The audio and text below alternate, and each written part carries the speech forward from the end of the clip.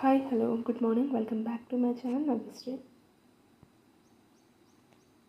ఇది వచ్చేసి 70 days challenges group 3 preparation. నేను డైలీ 6 hours చదవగలను, ఎందుకంటే నేను ఒక ప్రైవేట్ ఎంప్లాయీని అండ్ నాకు 3 kids కూడా. ఈ ఛాలెంజ్ వచ్చేసి నేను July 18 నుంచి స్టార్ట్ చేశాను. ఈరోజు day 2 challenge. Only 6 hours time ఉంటుంది. 3 subjects తీసుకున్నాను: ఎకానమీ, కరెంట్ అఫైర్స్, పాలిటీ. ఈరోజు డే 2 రోజు నేను 19th, ఈరోజు July 19th. ఈరోజు చదవాల్సినవి economy, June, current affairs and స్థానిక సంస్థలు. ఫస్ట్ అయితే నేను టోటల్ 70 days ఛాలెంజ్ తీసుకున్నాను, బట్ నేను మొత్తం 7 days ప్లాన్ రాసుకోలేదు. ఓన్లీ